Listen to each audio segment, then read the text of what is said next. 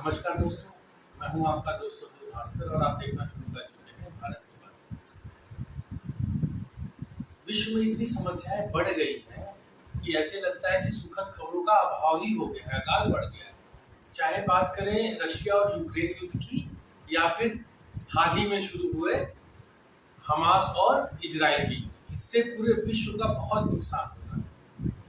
क्योंकि ज्यादातर जो देश हैं, जैसे भारत की ही बात करें और जितने भी गरीब देश हैं, वो एक इम्पोर्टिंग नेशंस होते हैं। ये बहुत सारी चीजों के लिए दूसरे देशों पर निर्भर करते हैं और उससे पूरे विश्व के सप्लाई चेन पे इफेक्ट पड़ा है।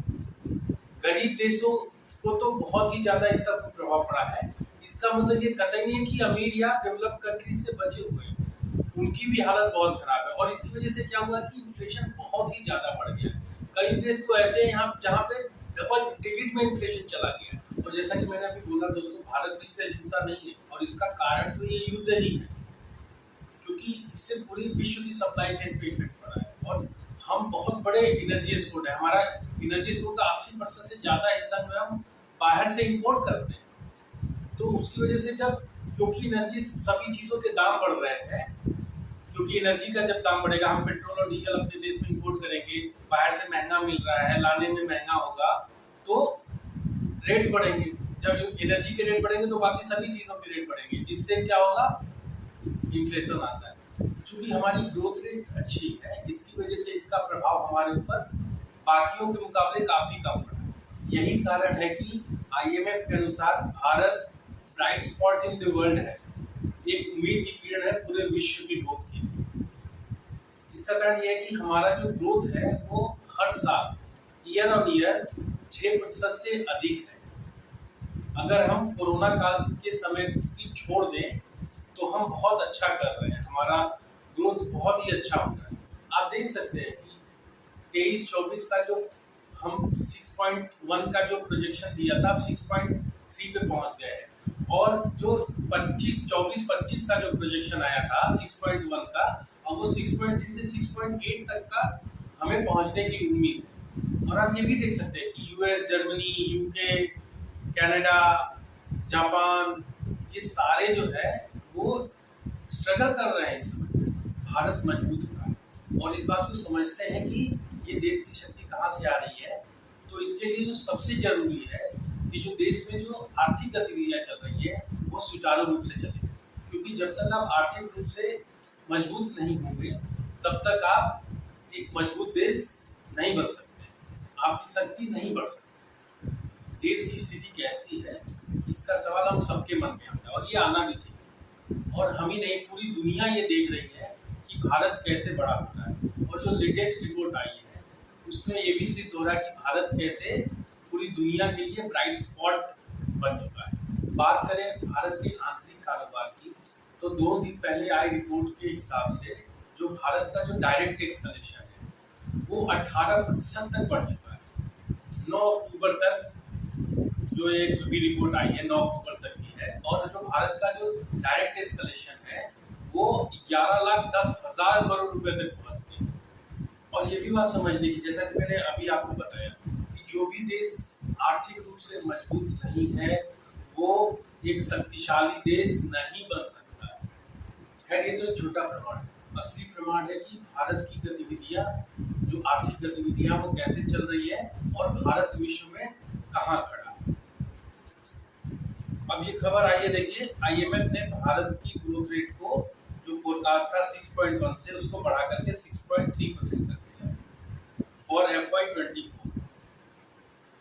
ठीक है, तो set to retain the fastest growing major economy in the world. जो भारत है वो हर साल पिछले 3-4 साल से आप सुन रहे हो कि फास्टेस्ट ग्रोइंग मेजर इकोनॉमी है, और वो हम अभी कंटिन्यू करेंगे। ये साल ही नहीं, इवन FY25, 24, 25 में भी हम fastest growing economy in the world ही रहेंगे। अब देखिए, जो वर्ल्ड का फोरकास्ट है वो 3% से घटा करके 2.5% ग्रोथ कर दिया गया है। भारत 6.3 था पिछले साल भी, 6.3 इस साल भी हम ग्रो करेंगे। चाइना जो प्रोजेक्शन जो उसका 5% था, अब वो घटकर अगले साल का 4.2% हो गया है।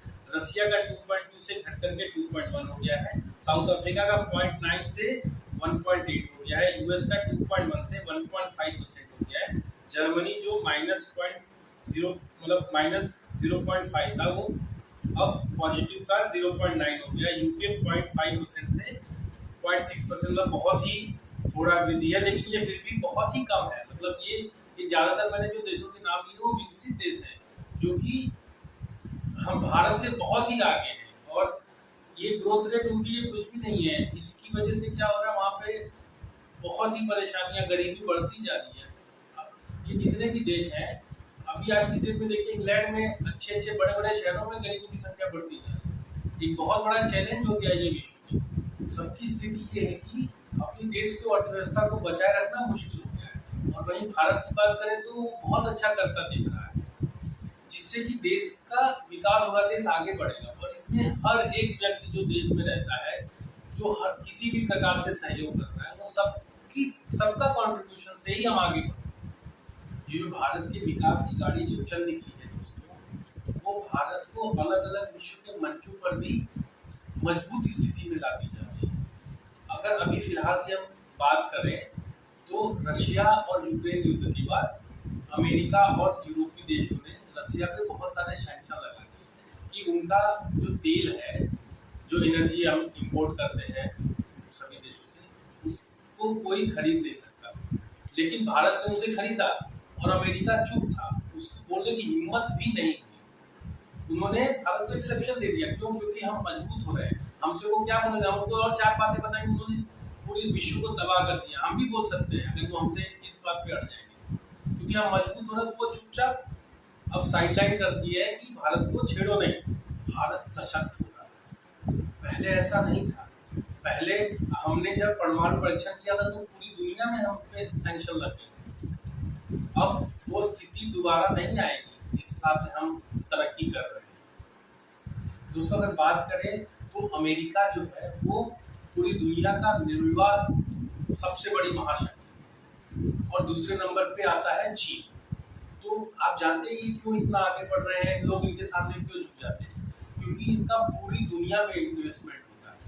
और जब अगर आप एग्जांपल छोटा ही मान लीजिए, अगर आपने अपने पड़ोसियों को पैसा दे रखा है, या फिर दूसरे वाले गांव के बंदे को पैसा दे रखा है, तो जब आप उनके घर जाएंगे या जब उनसे कोई भी बात होगी तो आपके सामने सर उठा के बात नहीं कर पाएंगे। उनको ये डर रहेगा कि भाई उसको पैसा कहाँ से। तो उनके इन्वेस्टमेंट्स की वजह से ही उनकी इज्जत बहुत ज्यादा बढ़ी है, और इससे उनको कूटनीति में भी फायदा होता है। वैसे ही भारत भी अब शुरू कर चुका है। आपने देखा होगा अफगानिस्तान में हमने बहुत सारे काम किए, डैम बनवाए, वो जो पार्लियामेंट में रहते हैं वो भी हमने बनवाया। अभी जो थोड़े दिन पहले की बात है, श्रीलंका में जो हमने इन्वेस्टमेंट किया करीब करीब $4 बिलियन का। उसके पहले जब श्रीलंका की आर्थिक स्थिति बहुत खराब हुई थी और वहां पे आपातकाल की स्थिति आ गई थी, तो भी भारत ने $4 बिलियन मतलब समझ रहे हो, 1 बिलियन में 100 करोड़ होता है, 100 करोड़ में और 80 से गुणा कर दीजिए, 8,000 करोड़। तो 8 से अगर 4 बिलियन का तो 32,000 करोड़ रुपए उनकी स्थिति को ठीक करने के लिए दिया, और फिर 32,000 करोड़ रुपए का इन्वेस्टमेंट कर रहे हैं, जो कि गैस और इलेक्ट्रिसिटी के रूप में कर रहे हैं। तो अभी उससे क्या होगा, उससे उनका भी भला होगा और हमारी स्थिति मजबूत होगी। इसके साथ साथ भारत अन्य अफ्रीकी देशों में भी इन्वेस्ट कर रहा है। ये भारत की बढ़ती शक्ति का ही परिचय है। इसके अलावा अगर बात करें, अच्छा 2 तरीके का पावर होता है। किसी भी देश शक्तिशाली होता है तो 2 पावर माना जाता है, एक हार्ड पावर जो कि पैसे का पावर होता है, और दूसरा सॉफ्ट पावर।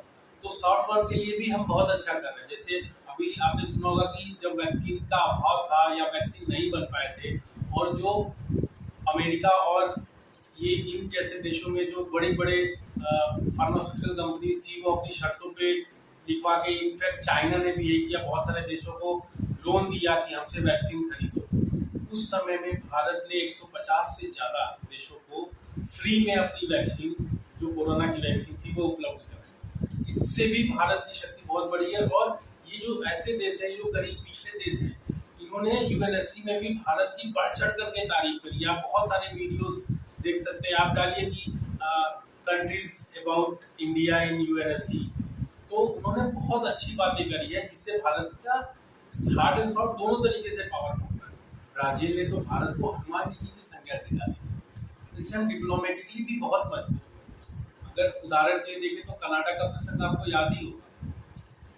कनाडा ने कैसे भारत को जो खालिस्तानी आतंकवादी निज्जर है उसकी हत्या के लिए आरोपी ही बना दिया। और आरोपी ही नहीं बनाया, उसने बोला कि जो भारत के दूतावास के लोग हैं और जो भारत की सुरक्षा एजेंसी है उसमें शामिल है उसके मर्डर में।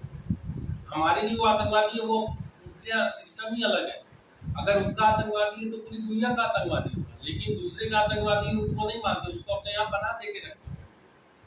लेकिन इतना सब कुछ के बाद भी वो कोई सबूत नहीं दे पाया और भारत डटकर खड़ा रहा। उनके 62 में से 41 जो ऑफिसर्स थे उनको भी हमने वापस भिजवा दिया और उनको बोला कि पैरिटी पे आइए, बराबरी पे। अगर हमारे 21 आपके हैं तो आपके भी किसी से बहुत परेशानी हो रही है। भारत ने उनका वीजा बंद कर दिया और अमेरिका जैसे जो उनके 5 आइस कंट्रीज है, 5 आइस में आपको बता दो टोटल 5 कंट्रीज होती है।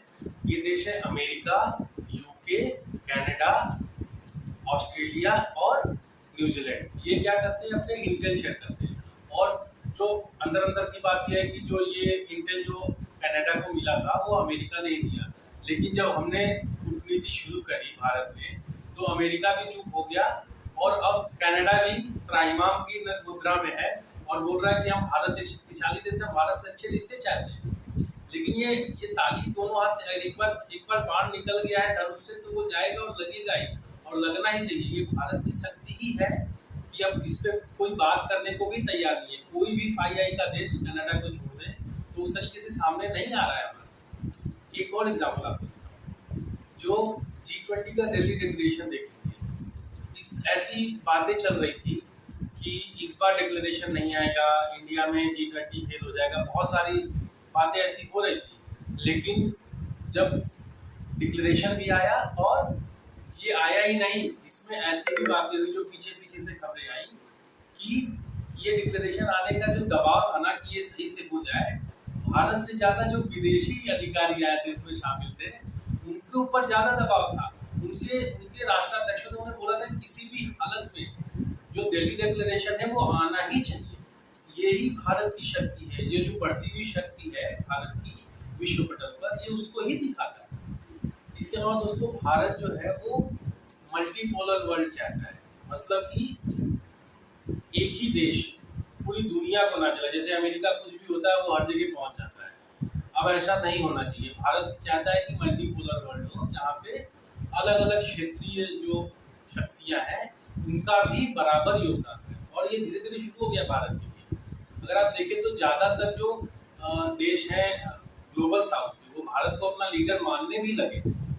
और इसका एक उदाहरण ये भी है कि G20 में जो अफ्रीकन कंट्रीज का जो एसोसिएशन है उसको शामिल कराने का पूरा जिम्मा भी भारत के ही श्रेय है। तो बहुत मेहनत करी है भारत, क्योंकि क्या होता था अगर आप G20 की बात करें तो इसमें केवल 20 देश होते हैं, 20 देश पूरी दुनिया का फेट डिसाइड करते हैं। भारत ने बोला नहीं, ऐसा बिल्कुल नहीं हो सकता है। पहले तो हम ग्लोबल साउथ की आवाज है, हम उनके लिए हम उनकी वॉइस बनेंगे। दूसरा, हम उनको शामिल भी कराएंगे ताकि उनकी भी बातों को सुना जा सके और पूरे विश्व का कल्याण। क्योंकि हमारा मोटो तो आप जानती हैं, जो कि G20 का भी मोटो था, वसुधैव कुटुंबकम। तो वो केवल बोलने से ही नहीं आता है, आपके एक्शन में भी दिखना ही चाहिए, जो कि भारत दिखा रहा है। क्योंकि हम शक्तिशाली हो रहे हैं और लोग मजबूर है हमें सुनने के लिए, और हमें किसी को मजबूर करने की जरूरत नहीं है। हमारे पीएम कहते भी हैं कि ना सर झुका के बात करेंगे ना सर उठा के बात करेंगे, आंखों में आंखें मिला के बात करेंगे, और वो सही होता दिख रहा है। और इससे हम सबको गर्व भी होना चाहिए। मोमेंट क्रिएट हो चुका है जिसे हमें आगे बढ़ाना है, और भारत जिस स्पीड से बढ़ रहा है अगले 10 सालों में ही हम दुनिया को बदल देंगे, पूरी दुनिया में बदलाव हो जाएगा। और उसमें सबसे जो महत्वपूर्ण है दोस्तों, आने वाला 2028, मैंने अपने पिछले वीडियो में बात किया था कि 2028 तक भारत तीसरी बड़ी अर्थव्यवस्था बनेगी। ये बहुत ही महत्वपूर्ण है, और ये ऐसा केवल हो जाने से और हमारे बोलने से नहीं होगा। हमें सबको पूरे देशवासियों को जो जहाँ से सहयोग कर सकता है, और खास तौर पे जो सरकार है, सरकार को अपनी योजनाएं ऐसी बनानी चाहिए जिससे कि इसमें किसी भी प्रकार की बाधा ना, लोगों को सहयोग करना चाहिए ताकि हम तीसरी अर्थव्यवस्था जल्दी बने और पूरी दुनिया का कल्याण करें। भारत अब विश्व गुरु बनने की तरफ आगे बढ़े। वीडियो को अंत तक देखने के लिए आपका बहुत बहुत धन्यवाद। मेरे वीडियो को लाइक करें, शेयर करें, चैनल को सब्सक्राइब करें। नमस्कार, जय हिंद, भारत माता की जय।